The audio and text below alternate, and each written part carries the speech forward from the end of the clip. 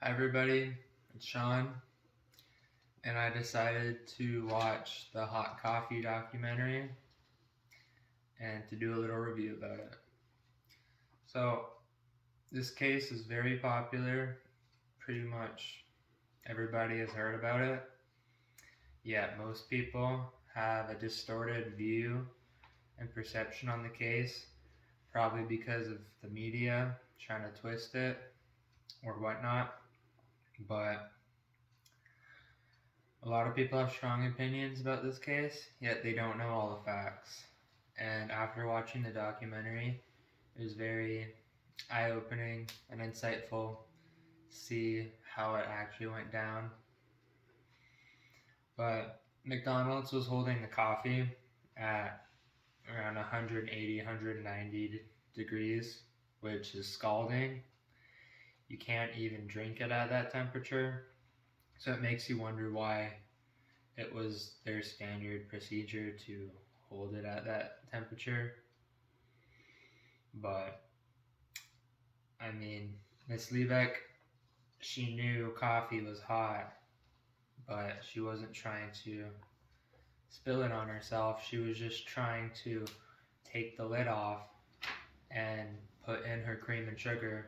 And while she was in the car, she wasn't driving.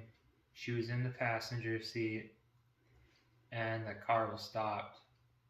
She just popped the lid off and it accidentally poured into her lap, and she was screaming in excruciating pain.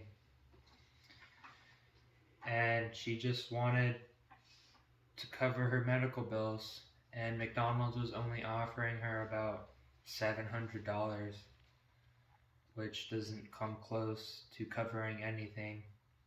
So she took them to court, and at first she was awarded about $160,000 in compensatory and about $2.7 million in punitive damages. And the punitive damages were trying to change McDonald's practice of holding coffee at such hot temperatures and to try to defer them from future incidences. However, the judge reduced the punitive damage award from $2.7 million to $480,000 and stated that McDonald's did engage in willful, wanton, and reckless behavior. However, there was a cap on damages, and it was kind of like out of the judge's control, and the amount was reduced quite a bit, and she took them to court again, and she ended up settling for for a confidential amount. We don't know, but hopefully she got enough to cover her medical expenses. But it really just sparked this whole thing about the tort reforms and caps on punitive damages and caps on doctor malpractice. And the media really took this case and spun it and tried to, they just flipped it upside down and used it against her, and the case became like the poster child for tort reform. The rest of the video talks about tort reforms and caps on punitive damages, and just talks about how caps relieve the wrongdoer of responsibility of the damages they cause, while the party that is harmed ends up not awarded enough money to cover medical expenses or whatnot. The rest of the documentary talks about this couple that has twins, and the doctor performs malpractice, and they didn't do a scan properly, whereas if they had done the scan, they would have been able to get the babies out with cesarean section, and it would have prevented one of the twins from having permanent brain damage. However, that was not the case, and one of the twins ended up having severe blood loss, severe like oxygen to the brain, and it gave them lifelong problems.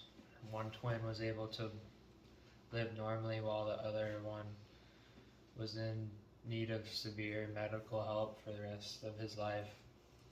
And just like Miss Liebeck, they needed about $6 million to cover costs for their child. However, in Nebraska, the verdict was capped from about 5.6 million to 1.25 million, which is nowhere near the amount necessary for medical costs.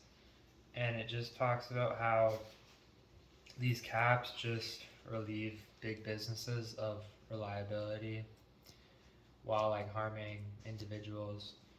And it's just not just because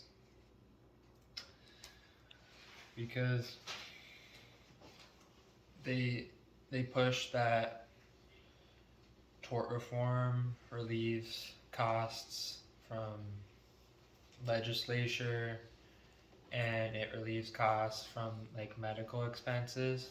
However, doctors' premium insurance, the cost of that doesn't go down while they get away with paying a lot less for malpractice and just a bunch of other things. And it goes on to talk about how business groups are hiding behind like false veneers about being citizen groups fighting for reform,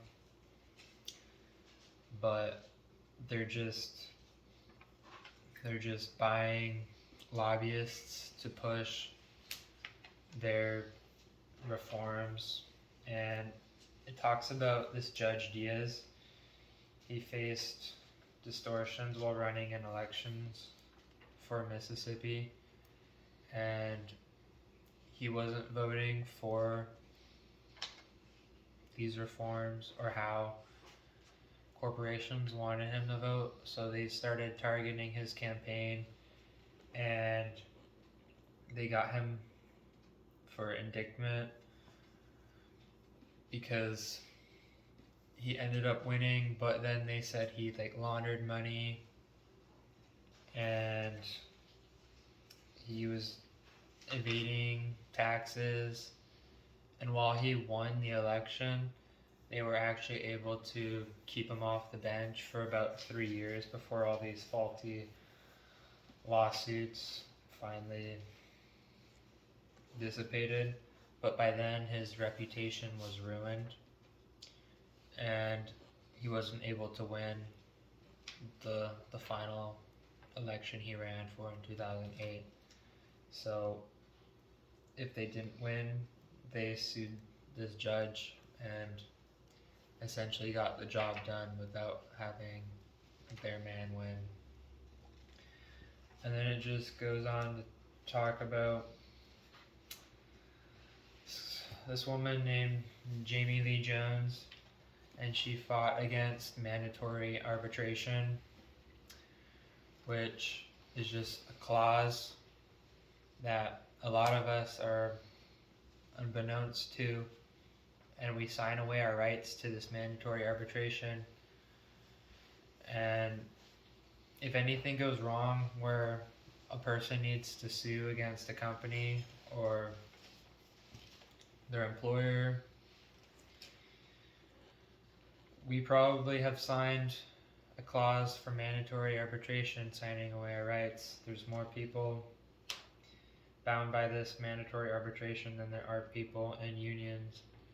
And when individuals actually need to go to court, they can't go to court because they agreed to have their case arbitrated by these corporations, and these corporations appoint who they get who they get to oversee the case and who the arbitrator is, and it's extremely biased, and individuals only win about 10% of the cases. So it just talks about all the injustice with our legal system.